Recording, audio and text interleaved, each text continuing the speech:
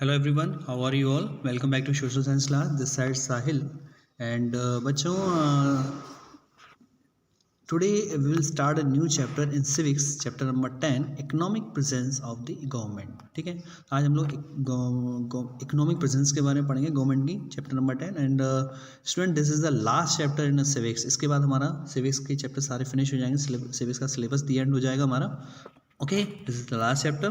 तो आखिर हम देखते हैं कि इस चैप्टर के अंदर हम लोग पढ़ने के वाले हैं। तो हम लोग पढ़ेंगे कि measures undertaken by the government to secure social and economic justice। मतलब कि गवर्नमेंट ने क्या स्टेप लिए सोसाइटी के अंदर सोशली एंड इकोनॉमिकल जस्टिस लाने के लिए। लोगों को सोसाइटी के अंदर सोशली तौर पे या इकोनॉमिकल तौर पे जस्टिस प्रोवाइड करने के लिए गवर्नमेंट ने आखिर क्या कदम उठाए, और 5 ईयर्स प्लान्स के बारे में हम लोग पढ़ेंगे। ये दो चीज़ टॉपिक हम लोग क्लियर करेंगे इस चैप्टर के अंदर। ओके, तो देखते हैं, let's start the topic. After gaining the independence from the British, the framers of the Constitution of India stipulated justice, social, economic and political to the people। जब भारत आज़ाद हुआ, ठीक है, किसके? ब्रिटिश से हम लोग आज़ादी मिली हम लोगों को, ब्रिटिशर से भारत को। तो जो कॉन्स्टिट्यूशन के जो फ्रेमर्स थे, जो कॉन्स्टिट्यूशन को बनाने वाले थे, उनको उन्होंने जो है, तो उन्होंने एक संविधान के अंदर एक चीज़ बोली है कि सभी लोगों को जस्टिस प्रोवाइड करी जाएगी। किस तौर पर जस्टिस प्रोवाइड करी जाएगी? चाहे वो सोशल तौर पर जस्टिस हो, चाहे वो इकोनॉमिकल तौर पर जस्टिस हो, या पॉलिटिकल तौर पर, सभी को जस्टिस प्रोवाइड की जाएगी। तो इस चैप्टर के अंदर हम लोग यही पढ़ेंगे कि how the government ensure justice to the people with the help of economic reforms. तो यही हम चैप्टर के अंदर पढ़ेंगे, गवर्नमेंट किस तरह से इकोनॉमिकल तौर पर लोगों को जस्टिस प्रोवाइड कराती है। ठीक है, तो सबसे पहले देखते हैं इकोनॉमिक प्रॉब्लम्स, कि हमारे देश के अंदर आखिर इकोनॉमिक प्रॉब्लम्स क्या हैं, क्या थी या क्या हैं।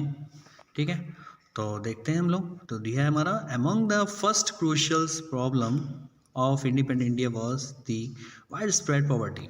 देखिए, भारत आज़ाद तो हो गया, आज़ादी मिल गई हम लोगों को ब्रिटिश के द्वारा, लेकिन सबसे बड़ी जो समस्या थी हमारे सामने वो थी क्या? पॉवर्टी, मीन्स गरीबी। तो गरीबी, जो पॉवर्टी को अगर हम लोग एक डेफिनेशन में अगर बोलें, ये बात करें, तो बुक में हमें ये दिया है, poverty refers to the state of lacking the basic necessity of life. Poverty से मतलब क्या है? पॉवर्टी किन चीज़ों को इंडिकेट करती है? जहाँ पर लैकिंग दिखाई दे, जो लाइफ की एक नेसेसिटी जो चीज़ें होती हैं वहाँ पे उस चीज़ का लैकिंग हो। जैसे कि क्या, ऐसे लोग जो आने से क्या लैकिंग जहाँ पर रहती है, फूड की लैकिंग रहती है, क्लॉथिंग की लैकिंग रहती है, शेल्टर माने रहने की लैकिंग रहती है। तो ये चीज़ें इंडिकेट करती हैं किसको? पॉवर्टी को। जहाँ पर पॉवर्टी होती है वहाँ पर ये चीज़ें होती हैं, खाने की कमी होती है, कपड़े की, रहने की, सबकी कमी होती है। It was a problem that was a direct outcome of the unemployment. ये प्रॉब्लम आती कहाँ से है? सारी की सारी अनएम्प्लॉयमेंट यानी बेरोज़गारी से आती है ये सारी प्रॉब्लम हमारी। ये सारी जितनी भी प्रॉब्लम है ना, कहाँ से आ रही हैं? बेरोज़गारी। अगर काम नहीं होगा इंसान के पास, पैसे नहीं आएंगे, और पैसे नहीं आएंगे तो हम लोग को इंसान के पास खाने की, पहनने की, रहने की, सबकी कमी आएगी। तो the British had left the Indian economy in ruins. जब भारत से ब्रिटिशर्स गए थे ना, तो इंडियन इकोनॉमी को कैसा करके थे? बिल्कुल बर्बाद करके चले गए थे। There were people available for work but there was no work for them. हमारे भारत के अंदर लोग थे किसके लिए? काम के लिए, लेकिन उनके पास काम नहीं था करने के लिए कुछ भी। मतलब लोग हैं काम करने के लिए, लेकिन काम ही नहीं है। Also there was a wide gap between the rich and poor. और अमीर और गरीब, इन दोनों लोगों के बीच में इतना गैप था जिसकी कोई हद नहीं, जिसकी कोई लिमिट नहीं थी। दस the government of newly independent India. तो इस प्रकार जो हमारी जो सरकार थी, जो गवर्नमेंट थी न्यूली इंडिपेंडेंस, जो भी हमारे भारत के अंदर जो बनी, तो सरकार के हमारे पास सबसे बड़ा चैलेंज ये था कि अमीर और गरीबों के बीच की जो दूरियां थी इनको मिटाना, लोगों को एम्प्लॉयमेंट दिलाना। ठीक है, तो the government of newly independent India embarked upon its journey of governance with the aim to eradicate poverty by generating jobs in the country। तो जो हमारे आज़ाद भारत की जो गवर्नमेंट जो बनी थी पहली, उसके सामने सबसे बड़ा चैलेंज ये था गवर्नेंस करने के लिए अच्छे से, कि उसका मेन टारगेट ये था कि किसी भी तरह का से क्या हटाई जाए? पॉवर्टी को हटाई जाए। किसको? गरीबी को। ये वो गरीबी किसके द्वारा हटी जा सकती है? सिर्फ और सिर्फ जॉब्स के द्वारा, उनको रोज़गार दिला करके देश के अंदर लोगों को। However it was not a easy task, लेकिन ये बहुत आसान काम नहीं था। एक वर्ड तो हमने जान लिया कि कैसे हट सकती साहब कि उनको रोज़गार दिला दीजिए, काम दिला दीजिए तो गरीबी हट जाएगी, लेकिन ये बहुत आसान कार्य नहीं था। अब इसको गवर्नमेंट ने दूर करने के लिए क्या प्लानिंग करी देखते हैं। तो hence the government chartered out of 5 years plans for development. Government ने क्या स्टार्ट करा, एक चीज़ निकाली, उसका नाम रखा 5 years प्लान्स डेवलपमेंट करने के लिए। अब ये 5 year प्लान क्या था वो देखते हैं हम लोग, क्या बताया गया है। 5 year प्लान्स देखते हैं क्या है। In order to lead the country on the path of development, मतलब देश को किस रास्ते पे लाने के लिए, डेवलपमेंट पे रास्ते के लाने के लिए गवर्नमेंट ने क्या इस्टेब्लिश करा, एक प्लानिंग कमीशन गठित किया। कब? 1950 में। और इसके जो हेड थे इस प्लानिंग कमीशन के, वो कौन थे? प्राइम मिनिस्टर ऑफ इंडिया, यानी कि प्राइम मिनिस्टर उस समय कौन थे? पंडित जवाहरलाल नेहरू जी। तो प्राइम मिनिस्टर प्लानिंग कमीशन का जो हेड होता था वो प्राइम मिनिस्टर होता था, ठीक है। और इसके हेड कौन थे? पंडित जवाहरलाल नेहरू 1950 में। The objective of the planning commission was to formulate a time bound program for the development of the country so that the nation income increases, agriculture industries develop, employment opportunities are generated। देखिए planning commission का जो main target था ना वो क्या था कि एक पर्टिकुलरली टाइमिंग बनाई जाए, टाइम ड्यूरेशन, टाइम बाउंड दिया जाए इस प्रोग्राम को लॉन्च करने के लिए कि हमारा जो टारगेट रहेगा अगले 5 year प्लान, मतलब 5 साल के लिए प्लान, कि एक टाइम ड्यूरेशन बना लें। इसमें हमारा 5 साल में जो मेन टारगेट होगा हमारे इस टॉपिक पर रहेगा, और इस टॉपिक पर रहेगा। और क्यों रहेगा? नेशनल इनकम बढ़ाने के लिए। नेशनल इनकम कैसे बढ़ेगी? जब लोगों की इनकम बढ़ेगी, ठीक है। और ये नेशनल इनकम कैसे बढ़ेगी? कहाँ डेवलपमेंट करना पड़ेगा? एग्रीकल्चर में, इंडस्ट्रीज़ में, ठीक है। और एम्प्लॉयमेंट अपॉर्चुनिटी जनरेट करनी पड़ेंगी हमें, सरकार को, मतलब। And human and natural resources are well utilise, और जो हम ह्यूमन और नेचुरल रिसोर्सेज जिनको उनको क्या करना है?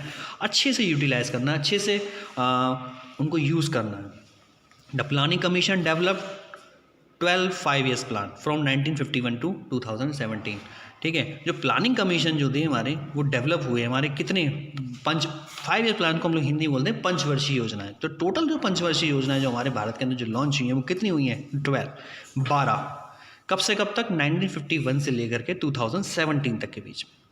अब आप बोलेंगे 2017 तक ही हुई है, उसके बाद क्या हुआ? देखिए 2017 के बाद क्या हुआ? प्लानिंग कमीशन को क्या करा? हटा दिया गया, और उसका एक नया नाम रखा गया, क्या? National institution for transforming India, जिसे हम लोग क्या कहते हैं? नीति आयोग। ये नीति आयोग के गठन करा गया कब? 2015 में।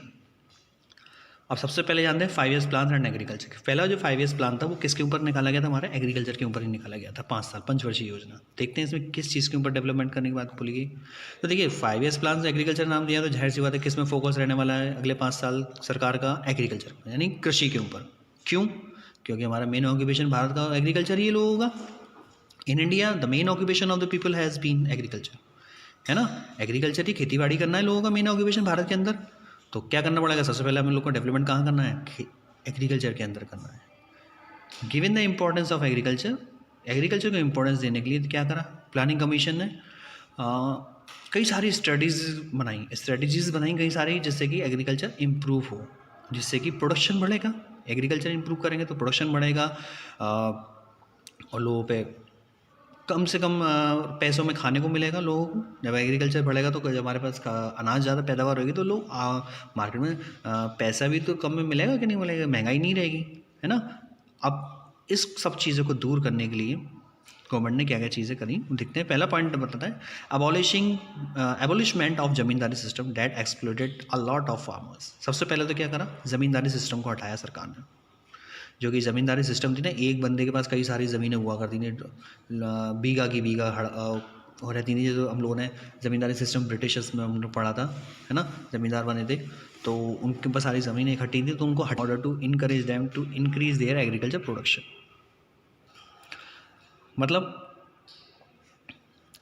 प्रोविज़न लाएगा एक लैंड को लेकर के, लोगों के बीच में ज़मीनों को बांटा गया, ठीक है।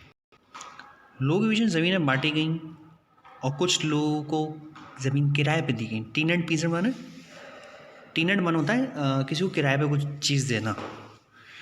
क्यों करा गया ऐसा? ताकि लोग खेती कर सके, ज़्यादा से ज़्यादा प्रोडक्शन बढ़ेगा, ठीक है। Allotment of fallow land to landless farmer to start cultivation. और क्या करा गया, अलॉटमेंट किया गया किसका, फैलो लैंड का। किनको, जो लैंडलेस फार्मर थे उनको अलॉटमेंट किया गया फैलो लैंड का। क्यों, ताकि वो कल्टीवेशन स्टार्ट कर सके अपना। और क्या करा गया, इम्प्रूवमेंट इन इरिगेशन फैसिलिटीज़। जो इरिगेशन फैसिलिटीज सिंचाई के साधन थे उसमें इम्प्रूव करा गया। कैसे इम्प्रूव करा गया, डैम बना करके, ट्यूबवेल्स लगा करके, कई सारे ऐसे करके। Assistance in buying fertilisers, tractors and other agriculture implements. लोगों को असिस्ट करा गया, बताया गया कौन सी खाद का यूज़ करना चाहिए, किस ट्रैक्टर का यूज़ करें, कैसे कैसे अदर एग्रीकल्चर इम्प्लीमेंट्स का यूज़ करें हम, जिससे कि प्रोडक्शन बढ़े। Setting of the national bank of agriculture and rural development to grant loan to the farmers.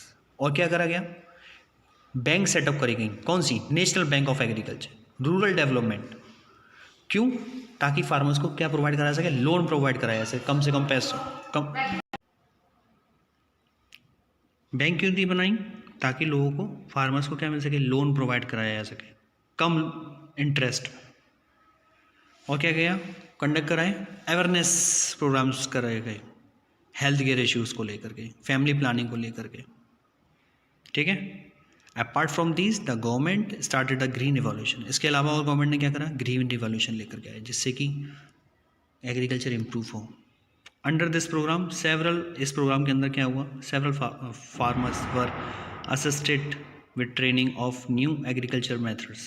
इस प्रोग्राम के तहत क्या किया गया, फार्मर्स को असिस्ट कराने लगा, उनको ट्रेनिंग दी जाने लगी, किस तरह से न्यू एग्रीकल्चर मेथड बताए गए।